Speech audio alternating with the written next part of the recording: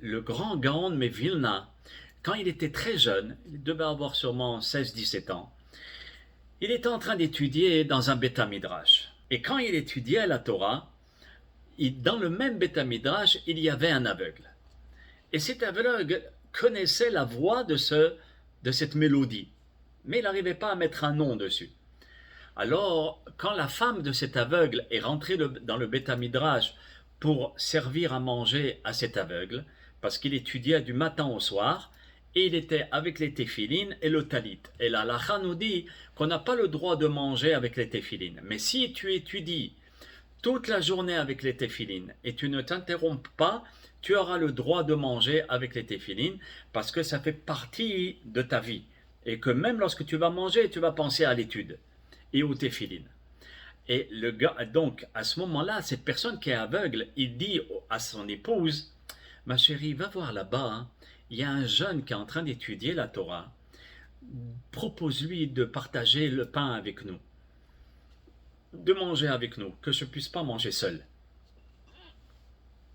Sa femme, elle va vers cet homme-là, le Gaon, et lui dit, voilà, je voudrais que tu puisses t'associer à notre Séouda. Alors le Gaon, très vigilant, vous savez qu'à l'époque, les gens n'étaient pas si riches que ça. Et donc, il dit, je ne pourrai jamais accepter, c'est chas vechalela, je dois vous enlever de la nourriture de votre bouche. Je n'ai pas le droit. Donc, c'est pas que je refuse l'invitation, mais je n'ai pas le droit de vous enlever la nourriture de votre bouche. Alors l'aveugle, quand il entend ça, il dit, chas vechalom, tu sais que mon épouse, elle travaille dans une boulangerie, et toute la farine qui tombe de la meule, comme récompense, on lui donne gratuit. Et j'ai tellement de farine que ma femme, elle me fait plein de gâteaux, plein de pain, et j'en ai, Baruch Hashem, en profusion. Alors c'est pour cela que je t'invite pour manger, pour partager la Séouda avec nous. Alors le Gaon, il dit, ah, si c'est dans cette condition, j'accepte. Et ils mangent ensemble, Baruch Hashem, ils discutent de Torah, et discuter avec le Gaon, mais Vilna, tu ne peux ressortir riche en Torah après cette discussion, quel que soit ton niveau. Ah.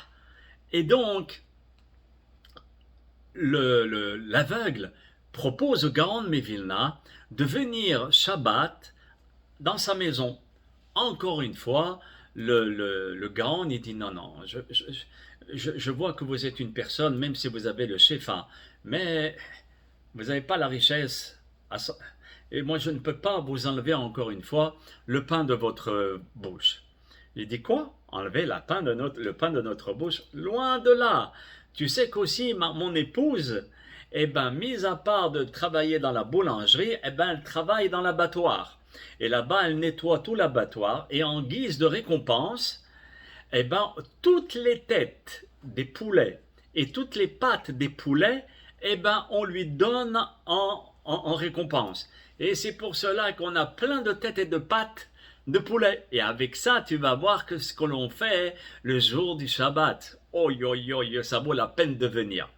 Le Gaon, quand il voit que cet aveugle est en train d'insister, ok, il accepte. Vous voyez, c'est comme je vous ai dit tout à l'heure. Et donc, il accepte. Et le Gaon vient le jour du Shabbat et il voit qu'il n'était pas seul dans la maison de cet aveugle. Il y avait tous les pauvres et plein d'invités qui étaient dans la maison de cet aveugle. Et Baruch Hashem, dans cette maison régnait la joie, régnait l'abondance, la sérénité, et tout le monde était en train de manger à satiété une soupe de poulet avec des têtes et des pattes. Et tout le monde chantait, on partageait des Dvar Torah et on était dans la joie la plus absolue. Est-ce qu'ils avaient des plats qui sortaient de l'ordinaire, ou bien une préparation je ne vous dis pas là où il faut sortir, ou bien le Bocuse, ou bien le cordon bleu, des pâtes avec des têtes de poulet dans une soupe. Tout le monde était heureux du plus grand bonheur. Et c'est ça, si vous voulez, mes chers amis, ce que veut dire la prière de Yom Kippour, Rosh Hashanah, Sukkot, tout le domaine de la parnassa. C'est d'être heureux de ce qu'Akadosh Baruch Hu nous donne. Même s'il nous donne du poulet dans une soupe où on n'a que ça à manger, d'être heureux comme nos ancêtres qui vivaient dans une piole où ils étaient peut-être 20 à l'intérieur et ils étaient plus qu'heureux. Pourquoi? Parce qu'ils avaient cette qualité de se suffire de ce qu'ils avaient. Vous voyez? Et qu'Hachem nous donne cette qualité. Je ne donne pas le cours en disant, moi je suis arrivé à ce niveau. Loin, loin, loin de là. Je donne le cours par rapport à nous tous, et moi inclus, en disant et en demandant à Kadosh Baruch Hu, donne-nous cette qualité d'être heureux du peu de ce que nous avons. Et si on a beaucoup, pourquoi pas? Mais au moins d'être heureux de ce qu'il nous donne. Et je vous garantis, à Kadosh Baruch Hu, il ne donne pas peu. Il donne énormément. Et on le voit dans la prière de Yaakov Avinu.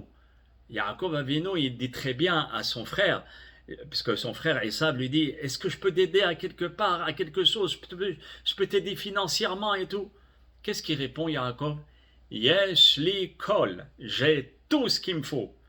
Est-ce qu'il avait tout, le pauvre? Il n'avait plus rien, il s'était fait voler par Eliphaz. Il lui avait pris tout son argent, tous ses troupeaux, toute sa richesse.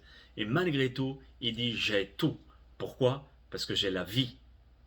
J'ai la vie, automatiquement j'ai tout. Parce qu'avec cette vie, si je la mets à la bonne disposition, si je la mets au service d'Akadosh Baruch Hu, je donne un sens à cette vie.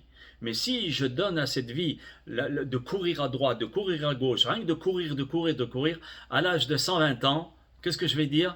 J'ai fait courir dans cette vie.